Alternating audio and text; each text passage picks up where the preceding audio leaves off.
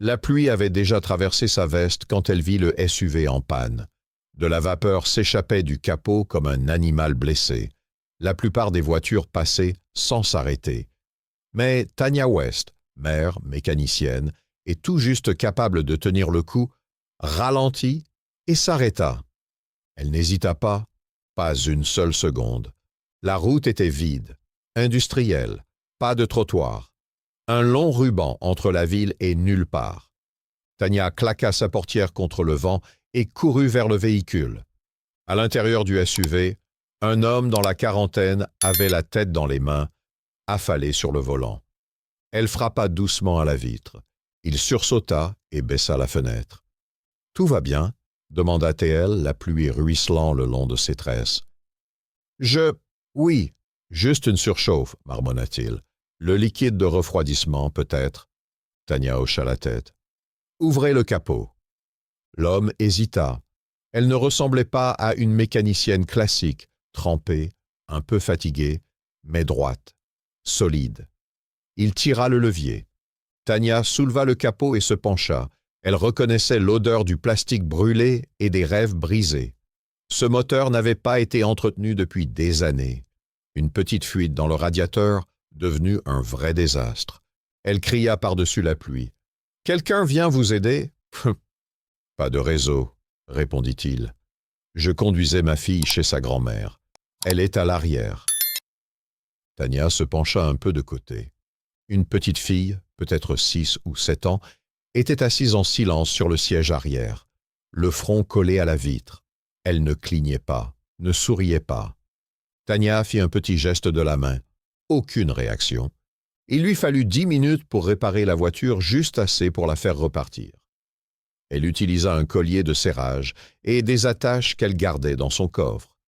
Elle laissa le moteur respirer un instant, s'essuya les mains sur son jean et frappa de nouveau. « C'est réglé, dit-elle. Ça ne vous emmènera pas bien loin, mais assez pour atteindre la ville. » L'homme la regarda. Pour la première fois, vraiment.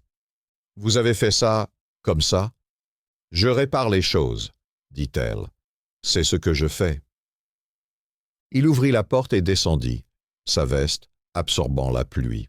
« Je ne connais même pas votre nom. »« Tanya West. » Il tendit la main. « Micah. Et elle, c'est ma fille, Sophie. » Elle jeta un œil vers l'arrière. La fillette n'avait pas bougé. « Elle va bien ?» demanda Tanya. Micah hésita. Sa mère est décédée, il y a 2 mois. Elle n'a pas dit un mot depuis. Tanya sentit sa poitrine se contracter. Ce genre de silence né du chagrin, elle le connaissait. Son ex l'avait quittée quand elle était enceinte. Elle avait passé des années à convaincre Malik que tous les hommes ne s'en allaient pas.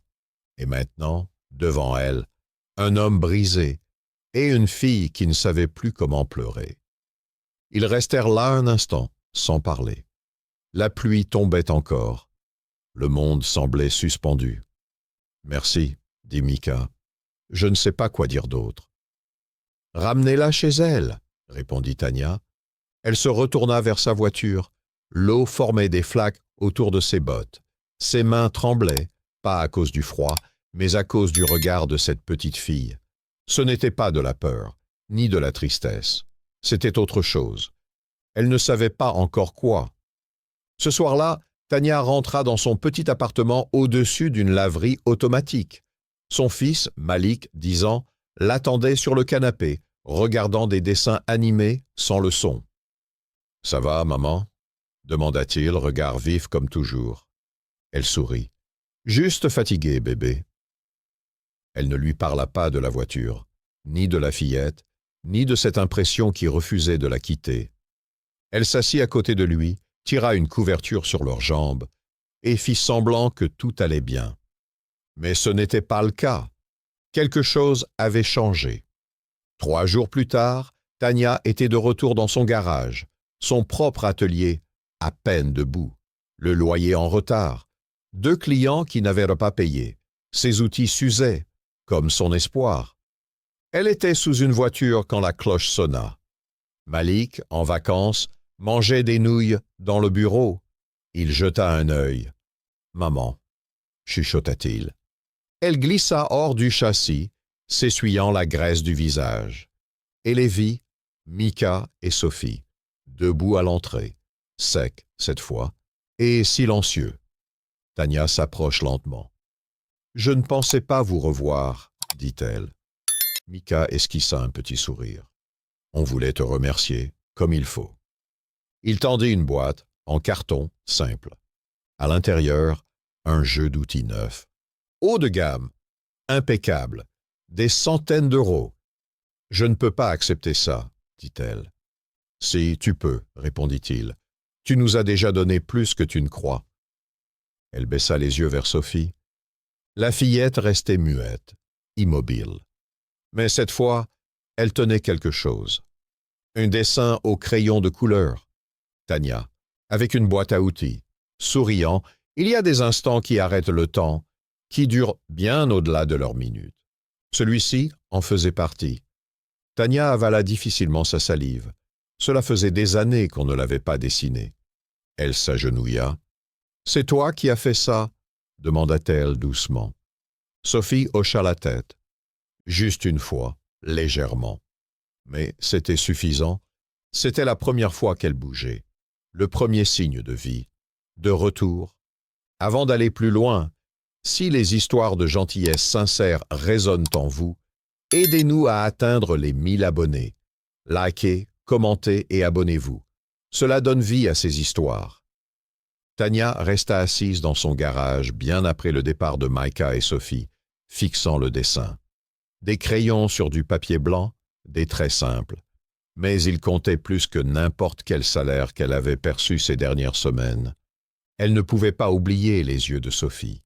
Ils lui rappelaient ceux de Malik quand il était plus jeune, quand elle enchaînait les boulots et oubliait parfois de sourire.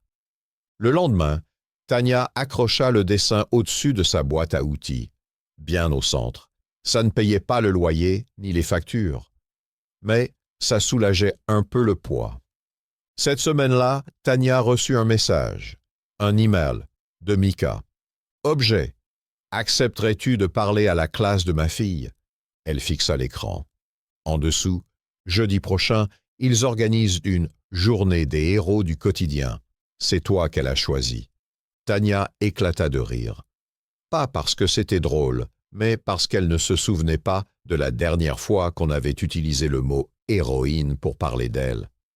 Elle montra l'email à Malik. « Tu vas y aller ?» demanda-t-il. « Je n'aime pas parler en public. »« Mais tu répares les choses, » dit-il, « et tu as aidé cette fille. » Il haussa les épaules, comme si c'était une évidence. Le jeudi arriva. Tania enfila sa salopette la plus propre et attacha ses tresses. Elle demanda à Malik de lui repasser une chemise avec leur vieux fer. Il restait un pli au milieu. Elle prit sa clé anglaise préférée et l'histoire de comment elle avait appris la mécanique sur YouTube, seule, avec un bébé sur les genoux. Mika l'attendait à la grille de l'école. Il avait l'air nerveux. Elle aussi. « Sophie parle de toi tous les jours, » dit-il. Elle ne dit pas grand-chose encore, mais elle dessine, et tu es dans tous ses dessins. Le cœur de Tania se serra. Ils entrèrent ensemble. La classe était lumineuse, animée. Des enfants sur de petites chaises, les jambes qui balancent, des affiches colorées sur les murs. Quand Tania entra, Sophie leva les yeux, et, cette fois, elle sourit. Juste un peu. L'enseignante l'invita à l'avant.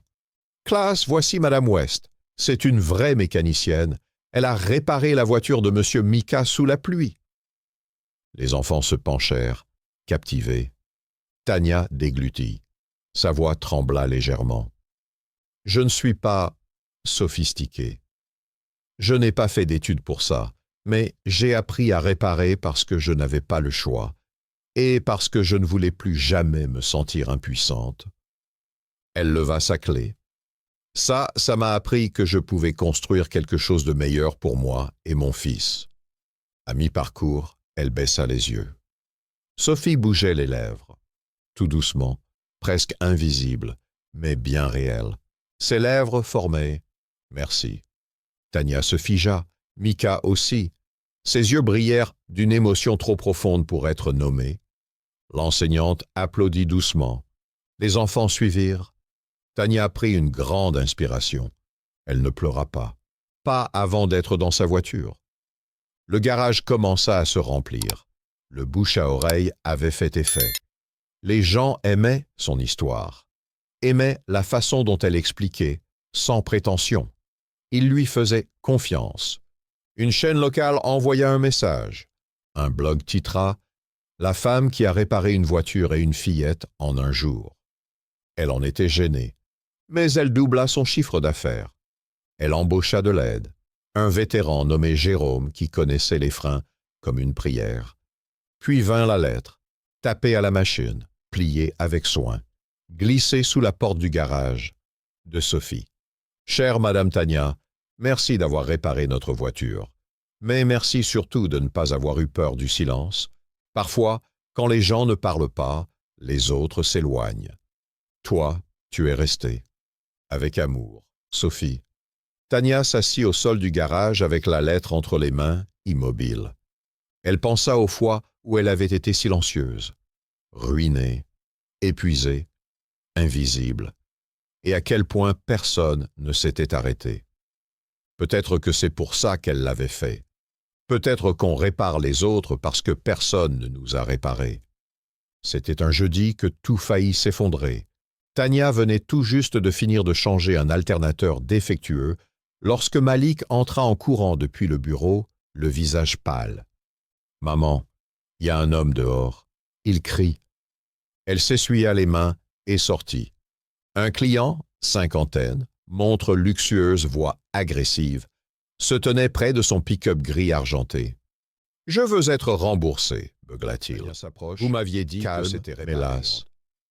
J'ai remplacé le démarreur la semaine dernière. Vous avez signé la fiche. Et maintenant, c'est encore en panne.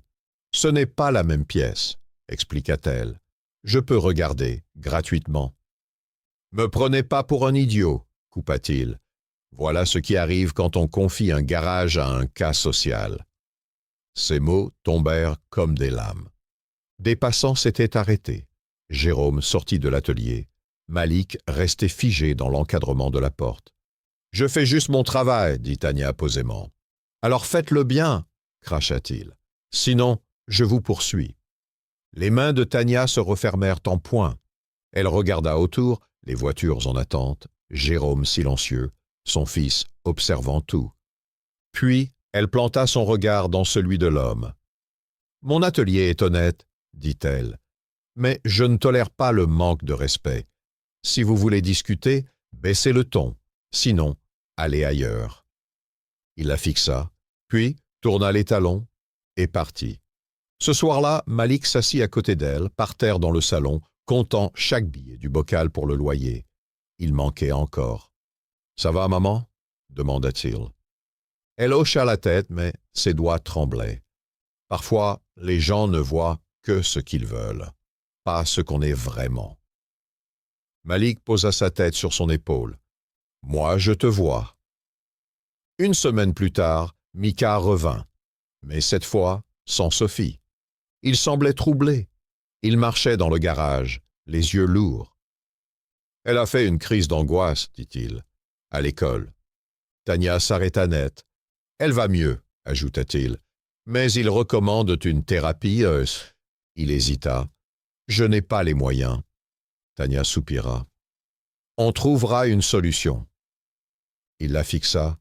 « Pourquoi tu dis on ?»« Parce que certains enfants, répondit-elle, ne sont pas juste la responsabilité d'un parent. Ils sont la responsabilité de tous. » Il acquiesça lentement, puis tendit une enveloppe. « C'est quoi ?»« Ce que j'aurais dû faire il y a longtemps. » À l'intérieur, un chèque, 5 chiffres. J'en ai parlé à ma sœur, elle veut investir, en toi, dans ton garage. Elle a adoré ton histoire. Tania fixa le montant, plus d'argent qu'elle n'en avait jamais vu. Je peux pas accepter ça. Si, tu peux. Elle rit, encore sonnée. Il y a un piège. Un seul, dit-il. Ne laisse jamais ce monde te changer. 3 mois passèrent.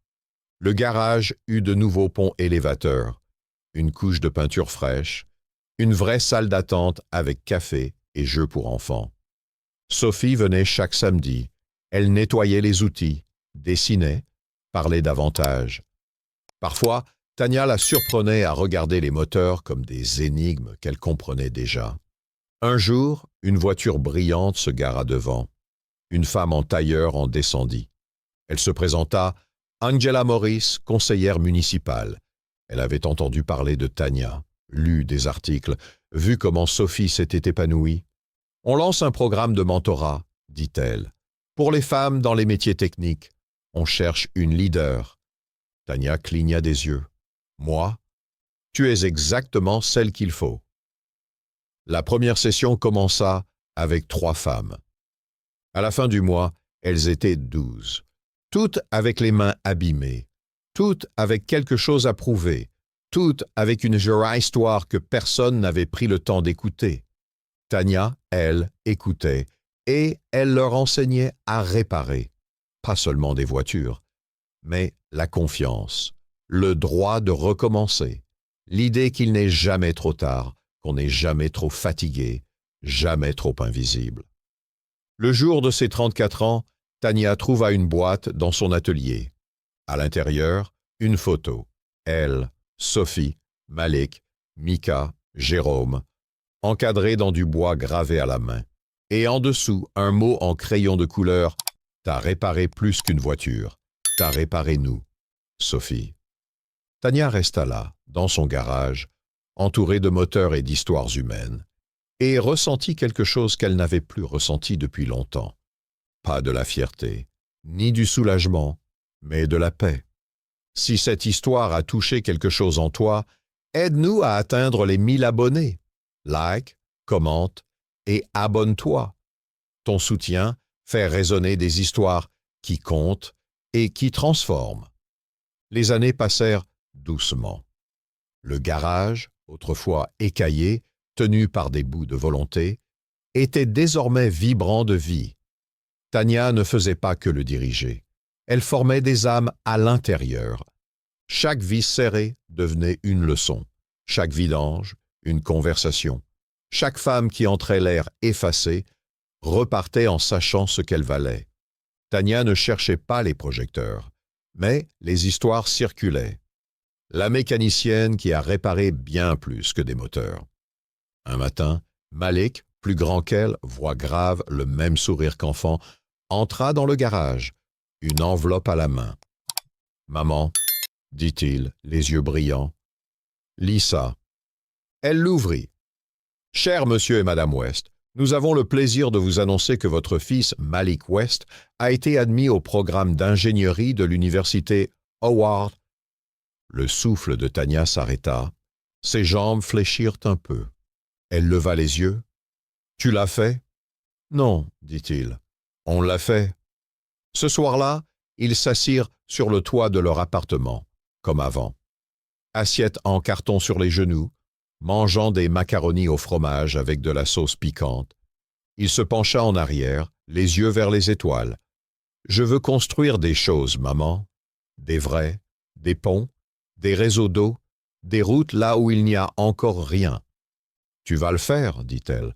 Tu construis déjà les gens. » Des mois plus tard, Tania se retrouva dans un gymnase d'école, invitée en tant qu'oratrice, cette fois avec Jérôme à ses côtés et 2 anciennes élèves devenues formatrices à leur tour. Face au jeune visage, elle dit « On m'a déjà dit que la gentillesse ne répare rien, qu'elle est faible, temporaire. Mais je vais vous dire, la gentillesse construit les fondations, et quand tout s'écroule, c'est ça qui vous tient debout. » Applaudissements, mais Sophie, assise au fond, ne frappa pas dans ses mains. Elle souriait, un sourire silencieux, rempli de compréhension. Micah fit sa demande 1 an plus tard, sans mise en scène, pas de feu d'artifice, juste une bague glissée dans la boîte à gants, entre une vieille bougie d'allumage et une liste de courses froissées. Elle la trouva par hasard. Rentrée chez elle, elle la leva en silence. « Tu veux de moi ?» demanda-t-il. « J'ai toujours voulu, » répondit-elle. Le jour de leur mariage, il plut. Bien sûr qu'il plut. Tout le monde riait. Mais Tania releva le bas de sa robe, traversa les flaques pieds de nu et marcha dans la boue jusqu'à l'autel. La boue ne la gênait pas, elle venait de là. Malik prononça un discours. Il parla de sa mère, pas seulement de sa force, mais de sa grâce, de comment elle ne lui avait pas seulement appris à survivre, mais à voir les autres. Ce jour-là, elle n'a pas juste réparé une voiture, dit-il, elle a donné une voix à une fillette, une raison de croire à un homme, et à moi, elle m'a tout donné. Plus tard dans l'année, Tania reçut une lettre, pas en crayon de couleur, mais en encre noire. Chère Madame Tania, j'ai été accepté dans un programme de préapprentissage en design automobile. Je veux créer de meilleures voitures, plus simples, plus solides, plus sûres. Pour des gens comme nous, je dessine toujours, je répare, j'apprends. Avec affection, Sophie. Tania fit encadrer cette lettre aussi. Elle l'accrocha à côté du tout premier dessin, celui qui avait tout changé. Et parfois, tard le soir, elle s'asseyait à la table de sa cuisine, une tasse de thé entre les mains, un vieux sweat de Malik sur les épaules. Elle repensait à ce jour de pluie. Ce moteur brisé, cette petite fille à l'arrière, le silence, la vapeur, l'instant où elle avait décidé de s'arrêter. Et elle pensait, et si j'étais passé sans m'arrêter, et si j'avais continué? Mais elle s'était arrêtée, et grâce à ce geste, des vies avaient changé. Pas d'un coup, pas dans le fracas, mais comme on tourne une clé. Pression, friction, puis délivrance. Ce n'était jamais à propos d'une voiture. C'était une question de choix, celui de se montrer, même quand personne ne le demande. Merci d'avoir suivi cette histoire jusqu'au bout. Si elle t'a ému, si elle t'a rappelé quelqu'un que tu connais ou que tu veux devenir, alors aide-nous à partager d'autres récits comme celui-ci. Like, commente, abonne-toi. Aide-nous à atteindre les 1000 abonnés. Parce que le monde a besoin de ça, plus d'héroïnes discrètes, plus de bonté imprévue, plus d'héritage forgé à coups de clé.